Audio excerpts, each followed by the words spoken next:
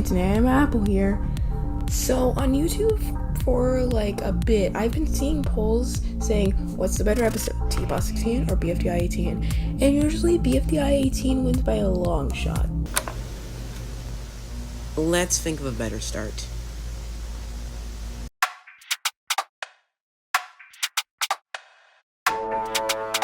TPOT 16, in my opinion, is one of the best BFDI episodes and the best TPOT episode. Let me explain why. In a time where BFDI always tries to go on a bigger scale, have more stakes, TPOT 16 rather shines in with its characters, the use of the characters, the challenge, and the characters' arcs. Let's start with the beginning of the episode.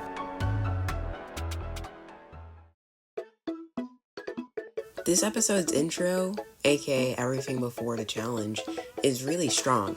We see how Black Hole is managing the crack in Sky, Pan managing Robot Flower's shop, Fan and Ice Cube figuring out one's deal, and Yellowface just trying to find someone to sell things to. This is followed up by the elimination, where Pin and Ice Cube get out, and I like their exits. Mainly Pin's because we see her first think on how she failed Coiny. The team reassures her otherwise, but Pin's not really wrong. They didn't really do anything since TPOT 12. But it's just kind of a nice scene, especially as a Pin fan, Ice Cube's is also nice because we see her and Book have their official makeup, This provides a satisfying exit for the fans of the characters not to be too upset. And I say this as someone who, as I said earlier, is a big Pin fan. We also see some setups for more plot lines later in the episode, like with Pencil, Yellowface, Price Tag, Pen, basically everything. Now I get to the main part of this episode, and it's basically everything during the challenge. Now before I say anything else, I just want to mention how No Duh is just an amazing track. It gives the feeling that the HJ1 OST does in a way, with the aftermath of almost the end of the world. Like, things aren't going to be the same, and I feel like this really makes the vibe of the episode feel a lot better.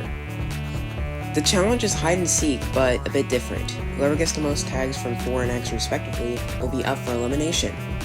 For most of this middle part, I'm just going to be discussing what happens in the episode by each character, so, you'll see how that goes. So, Pencil at the start of the challenge starts up some stuff, which essentially makes Pen mad, Fanny want to chase after them, generally just the main plot points of the episode. Fanny gives their good effort, but fails along with Tennis Ball, who stalls for the rest of their team, and they leave to do some more research on one. We don't see them for the rest of the episode, so not really much to say about them. Marker, Tree, and Grassy are just really fun this episode with the whole thing with Grassy controlling Tree. It's just, a fun thing that I feel like makes the characters better and fleshes out their dynamics.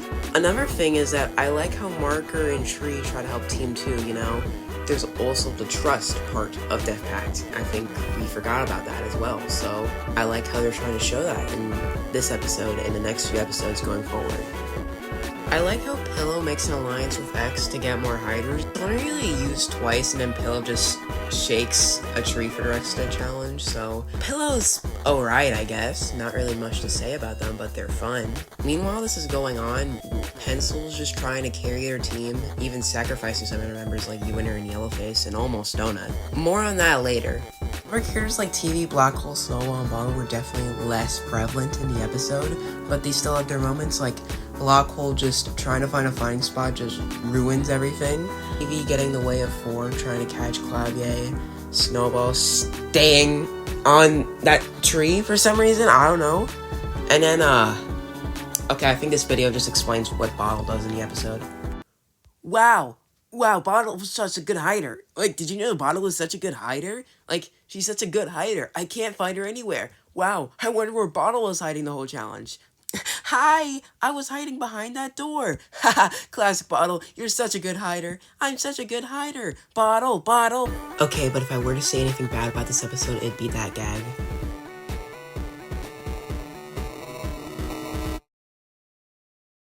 Throughout most of the episode, we see Winner worried about how the fact that Yellowface is spending time with Prastic over them. Worried that they're gonna abandon them, just like Loser.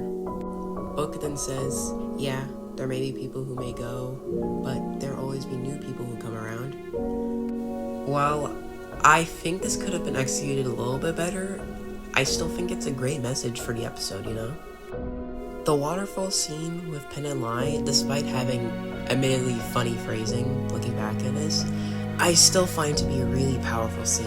Pen was struggling with the new anger now knowing that Pencil caused Eraser's elimination. He keeps these emotions in, and Lai gives the advice. You have to let it out or it'll just fester inside of you, and you'll hurt people when you don't mean to. Maybe I just can't do that. Maybe I'm just not meant to unleash my anger like you do. It's never too late to express yourself, Pen. It's never too late for anyone. Maybe I can let it out. Pen then goes after Cloudye to make them lose. Wait, speaking of Cloudye, Golfball and Donut call out Pencil for sacrificing their teammates, as it's gonna make them lose if they keep sacrificing others. This is an irrational fear that Pencil has. The fear that they're gonna go back to the exit. That's why they're terrified of 4. Don't let it control you, Pen.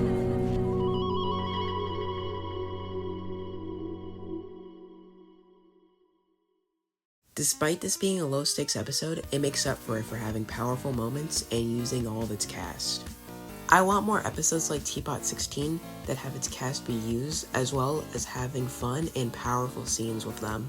So that was my remake of the TPOT 16 review.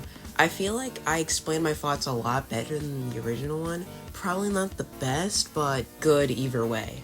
I want to make more videos like this, but for now, see you later.